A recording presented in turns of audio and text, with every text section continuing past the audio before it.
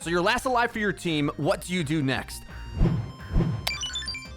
What's going on, guys? It's Frito here for Clickheads, and in today's video, we're going to break down the art of clutching rounds in Valorant. The first rule that you need to learn is how to isolate 1v1s. Stuck in the middle of the map, notice how Corey, yes, hits all of the one-taps, but also with his movement and cover usage, lures the enemy in to get greedy to finish up that kill. At a quick glance, he notices the mid player pushing him, but he gets behind this generator and doesn't worry about that mid player knowing the timing of how long it's going to take for him to get an angle onto him. Most clutches like this happen not just because of a big play from the clutch player, but also mistakes by the enemy, and your enemies are often going to make mistakes against you, getting sloppy when you're last alive. So this tactic of using the fact that your opponents know where you are to your advantage to bait them into fighting you can be very powerful. You have to hit the shots, yes, but you also have to not get shot yourself. All great clutches like this typically have a really strong command of the angles on the map. This player coming up from mid might as well be on the other side of the map as far as we're concerned for a couple seconds. And we can just see from the two different perspectives here that Corey found himself in a magical spot, both safe from the mid push, but also on an angle that these players retaking in from A have to go very deep all the way into Corey's line of sight in order to see him at all. It's a really awkward approach, and while there's a lot of places Corey could be, he holds in a way where his enemies are only going to appear in one spot. Gets the first kill, then digs deeper, looking for the second, while also getting further away from the mid player who surely is chasing him as well. And this is a combination of perfect movement and crosshair placement. You may confuse this with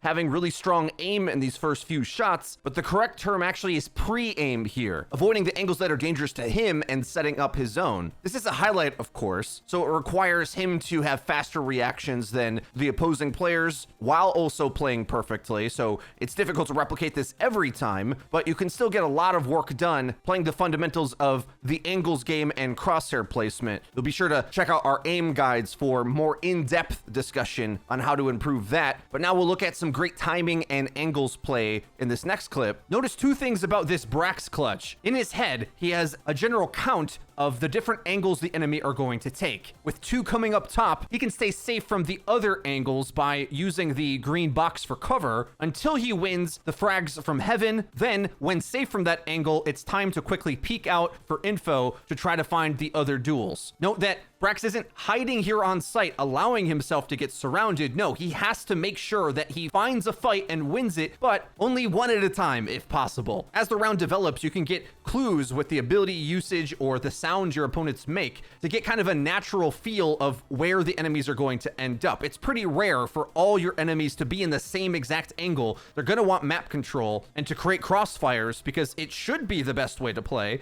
and typically is, but when you isolate 1v1s too well and the alternate angles can't find you, at least you can use your positioning to try to go as far as it can to win the clutch, and then, well, your aim is going to have to be good enough to seal the deal as well. The genius of this is knowing what angles matter when, and with many years of experience, Brax can do a lot of this without communicating, knowing that he has a player watching his back on doors, and long flanks from the attacking side on a lot of maps are rare anyway, but regardless, there was a smoke also helping that angle. So because of that, Brax could be secure in playing the head pickoff game up at heaven, which is the most likely place to recontest from, as it is the strongest for anybody trying to play onto this site. But the low ground position Brax is playing is the strongest to combat it, because playing out in the open here should be susceptible to being rushed down, but with his teammate and a smoke covering him, he can commit to these kills. But once his teammate gets taken out, it's time to play the quick peek out game. Using this piece of cover, what he can't do is sit behind this and hope they run into him, because then he'll get surrounded. Instead, he wants to take fast peek outs, which is really going to test his opponent's ability to react quickly, not knowing which way he's going to pop out from, and as well working against the peeker's advantage in any shooter game, where the peeking player is going to get information on the player out in the open and typically get first shot, and in Valorant, if you hit the head, that's all you need. He does this twice, isolating the first 1v1 1v1 on the shallow angle, then goes a bit wider to hit the second. It's the classic Counter-Strike swinging door type peek. The movement sets up these kills. Don't worry, we have another aim guide coming up soon that's gonna focus specifically on these mechanics. But for now, let's break down some other aspects of clutching in Valorant that are more about the crucial game sense that you'll have to know to secure many rounds in the clutch where your gun mechanics aren't even the main highlight. A lot of times, late rounds, you won't be at a big disadvantage, and sometimes just need to cash in a bit of game sense to not die, especially when you're defending post-plant.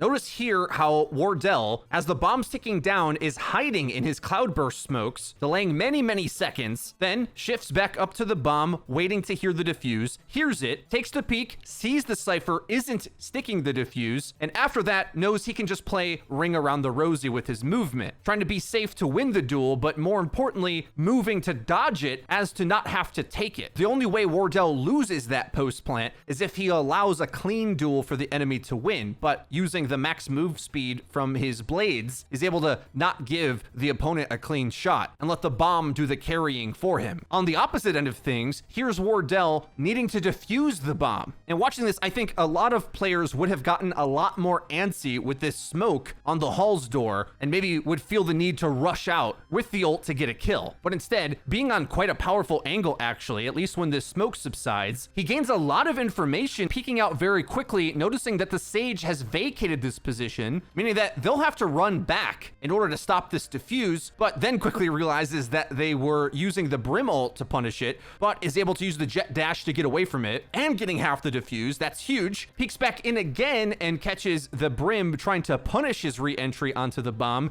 And here, these small little peeks for information is telling Wardell tons that the bomb isn't planted for them. They needed that Brim ult to punish the defuse. And if he hasn't seen the Sage already, yes, there may have been a very tiny angle that Sage was hiding on, but what's more likely is that she was playing back to survive, similar to what Wardell did in the previous clip. But getting half the defuse done, just the movement advantage that Jet had in this round secured the clutch. The cloudburst may have been enough to mask the pre-fire to punish the defuse, but I think the Sage was just too far away, not expecting the defuse to finish so quick. And that, I think, is an important thing to notice and try to recognize when you're in those situations. There's a lot of ways to flank and get in wacky positions in Valorant, but a lot of the time, you just need to hold the best position and work it to create an advantage for yourself. But in this next clip, we're going to see Taimu try to break that rule, playing this round right down to the wire. Here, he takes the teleporter to bait a rotation, and it nearly works. And against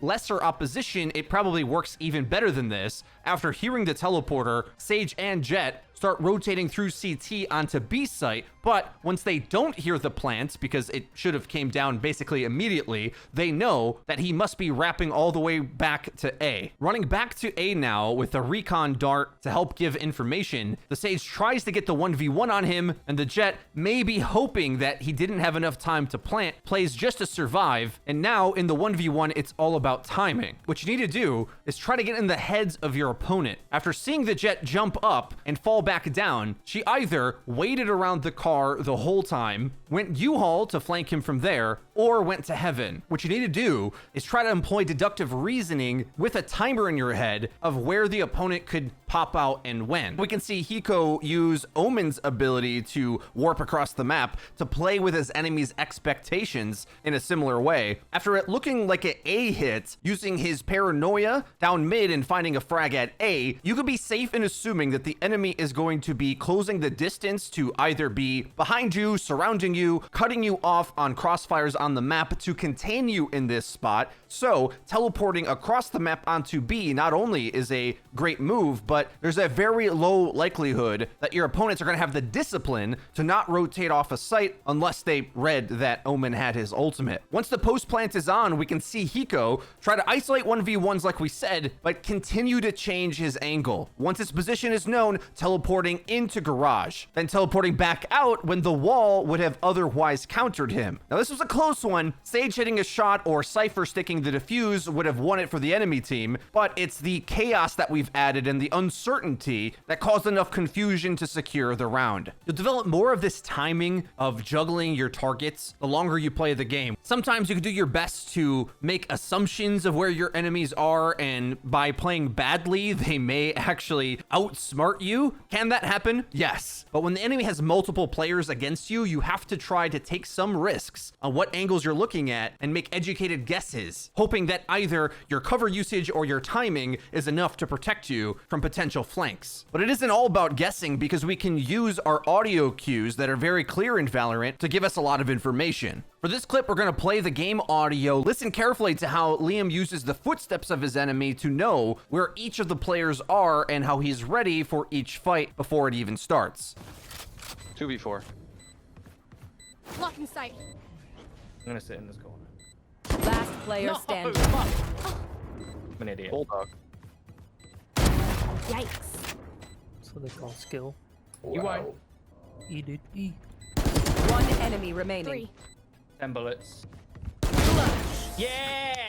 Key thing I want to point out about this: strong positioning to look over the bomb, using audio cues to find fights and go win them, because the longer you wait, even at a powerful position, the easier it's going to become for the enemy to encroach on you and trade you out cleanly. So you have to be somewhat aggressive in taking battles and winning them early to try to outpace the timing of the retake coming onto you. Yes, Valorant has objectives, but fragging pop-off potential is so strong in TAC shooters that you have to keep that at the forefront of your mind when trying to clutch, realizing that the objective is basically just a clock to work around. The amount of time you have to plant or defuse, all that is just a centerpiece to orient the action. Don't forget that you have to take the action. In this 1v2 with the bomb down, Eddie eliminates the hiding bomb defender, and with a smoke covers off the CT angle. If you pause it here, ask yourself, what would you do in this situation? Do you run to site to plant the bomb? Maybe if he smokes off heaven, he can get away with that. But what we know is that Sage is rotating from B heaven, which means unless she just wants to lose the round, she's either coming ropes or CT. And again, cutting back through the map, potentially taking the duel, catches the enemy Sage out and wins the round. A lot of times Clutches is going to be playing with your opponent's expectations of what you should do. If Ed went for the plant here, like I know a lot of players would have, Sage would have had the heaven position and very likely had been able to pin him onto site, setting up for an easy frag for her, when instead he chose an easy frag for him,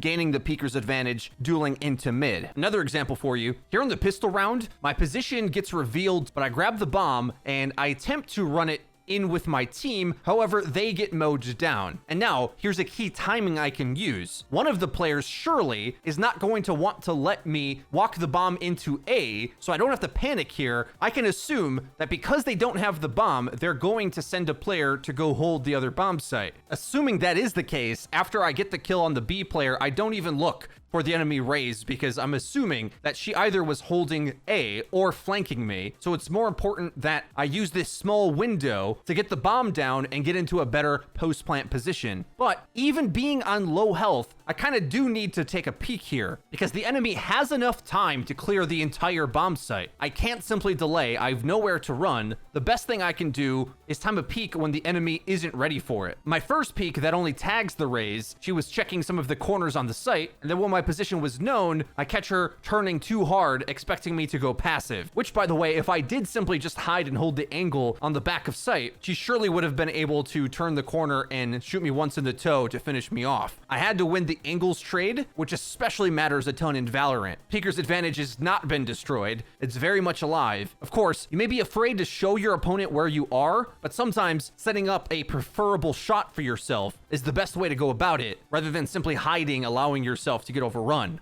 These next few examples are going to really drive that point home, I think, because we're going to see our opponents refuse to apply this very key principle. Here, Eddie ults onto site and trades for his teammate, bringing it down to a 1v1. The enemy Sage surely knows what direction he's coming from generally. I mean, there's only two entrances anyway. And when you play this defensive, you're basically asking your opponent to make a mistake. If Eddie rushes onto the bomb here, sure, he has a chance to die. But when you take a peek wider off the angle from your opponent, Eddie can see this Sage before she can see him, getting a glimpse of her arm and shoulder as he creeps around the corner. Hiding feels safe, and when your opponents mess up, yeah, they'll walk in front of you and you'll kill them for free. But if they play well, you're giving up your opportunity to clutch the round. Or, in this case, allow for a clutch from Liam, who very similarly is creeping onto site with an operator, and this enemy team, again, rank's not out yet, we're playing unrated, but these post-plant positions don't really hold anything or gain any information or deny Liam's ability to re-entry onto the site.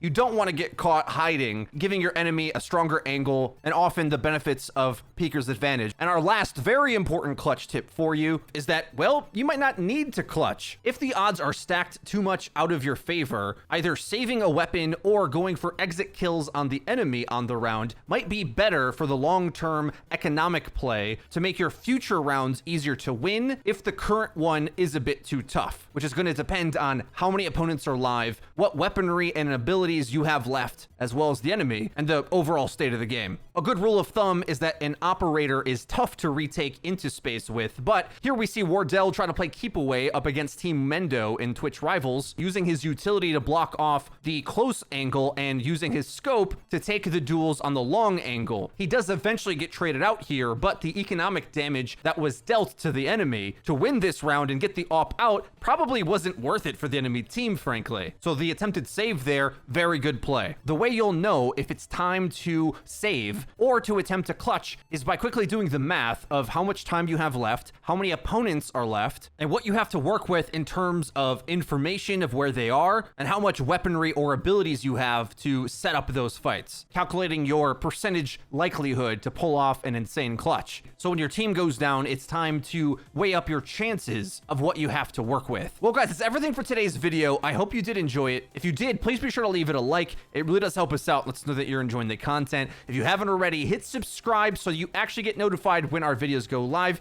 and check out our Twitter, linked in the description, where we have discussions with you about the game and tweet out news and clips. That's been it for me. I've been Frito for ClickHeads. We'll see you guys next time.